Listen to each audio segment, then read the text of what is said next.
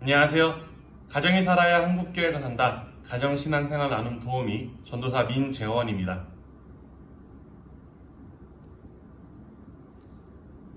이번 주 우리 고등부에 하나님께서 주신 말씀은 열왕기상 3장 5절부터 12절, 제목은 지혜입니다. 우리 기독교인들이 기도할 때마다 굉장히 많이 찾는 두 가지 이름이 있습니다. 바로 은혜와 지혜입니다. 특히 고등학교 학생을 자녀로 둔 우리 학부모님들께서는 이 지혜를 굉장히 많이 찾으실 것 같습니다. 우리 자녀들에게 지혜 달라고 많이 기도하실 것 같아요.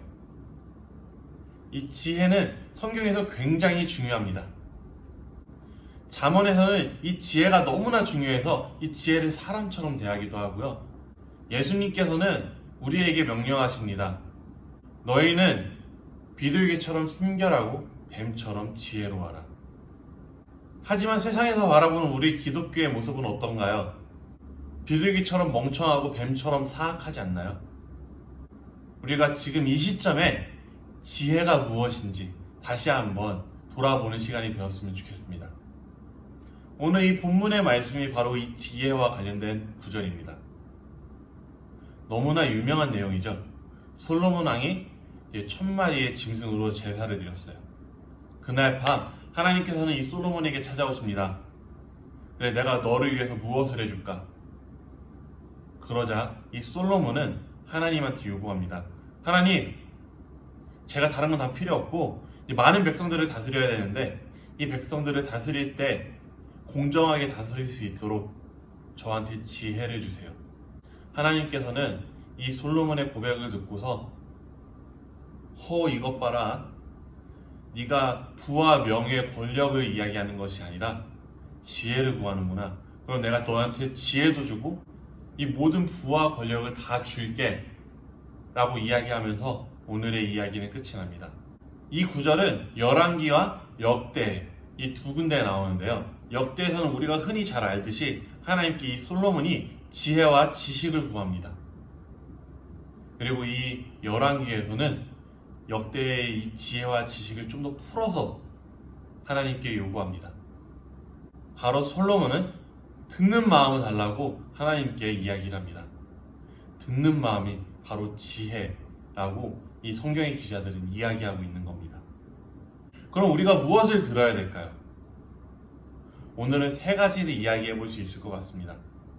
먼저는 하나님의 음성을 들어야 합니다. 하나님의 음성을 들어야 된다는 말 굉장히 우리 많이 들어봤습니다. 신앙생활하면서 많이 들어봤고 수련회에서도 너희도 이 자리에서 하나님의 음성을 듣고 가야 된다 라고 이야기를 합니다.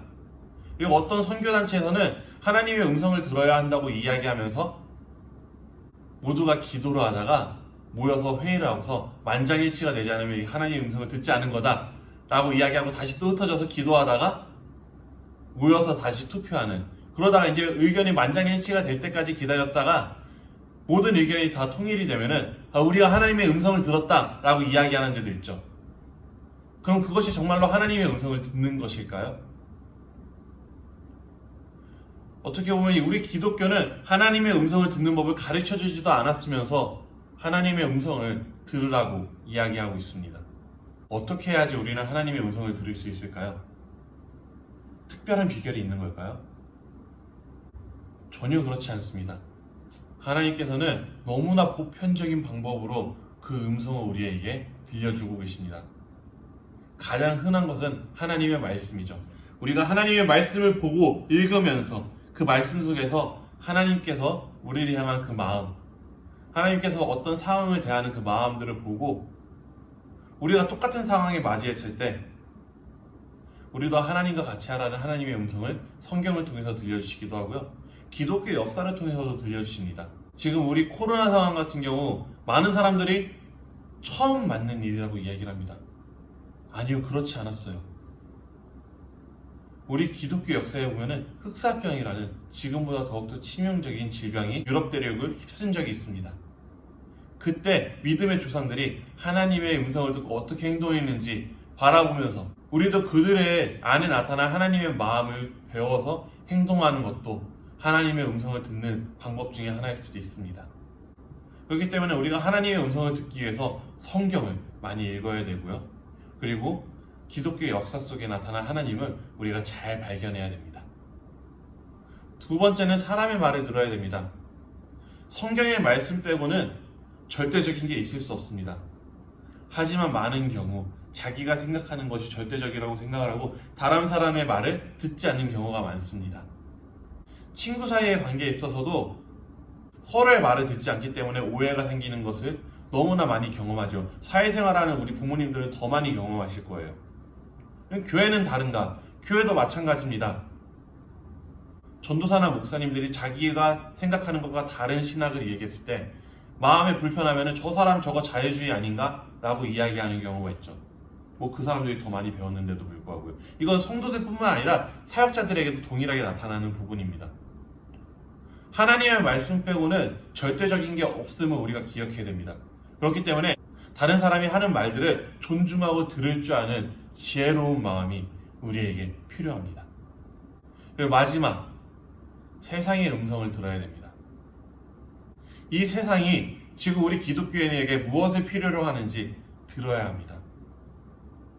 그렇기 때문에 특별히 우리 고등부 친구들은 자신의 진로를 정하고 학과를 정할 때 단순히 세상처럼 돈과 명예를 쫓는 것이 아니라 세상이 기독교인에게 필요로 하는 그 요구에 따라서 하나님 이 세상에 이런 일이 필요할 것 같습니다. 나를 사용하소서 이렇게 이야기하고 자기의 학과를 정할 수 있는 우리 고등부 친구들이 되었으면 좋겠습니다.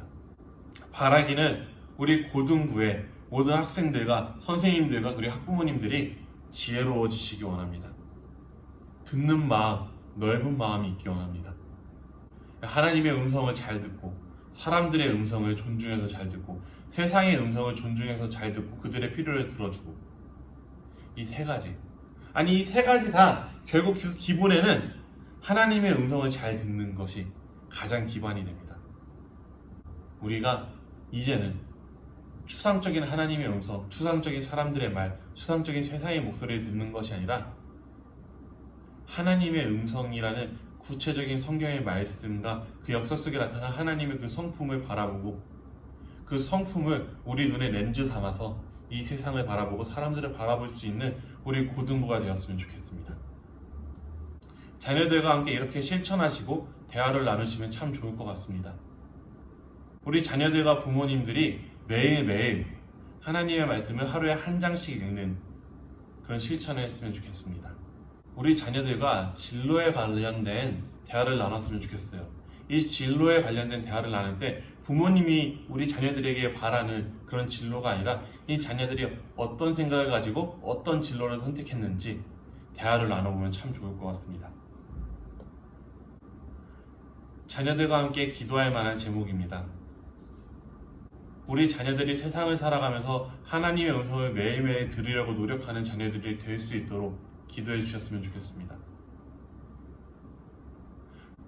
두 번째, 우리 자녀들의 모든 선택들이 하나님의 성품을 닮은 선택들을 할 수 있는 그런 귀한 자녀들, 지혜로운 자녀들 될 수 있게 해달라고 기도해 주셨으면 좋겠습니다.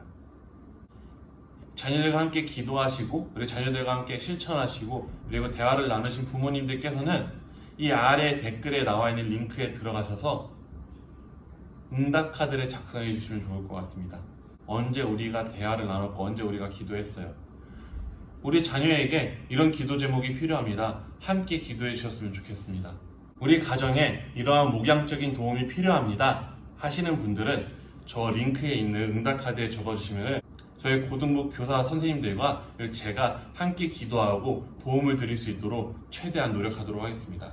그 외에도 고등부에 대한 건의사항이 있으면 언제든 말씀해 주시면 저희가 수용하고 그리고 그에 따른 행동들을 하도록 하겠습니다. 그럼 또 다음 주 이 시간에 뵙도록 하겠습니다. 감사합니다.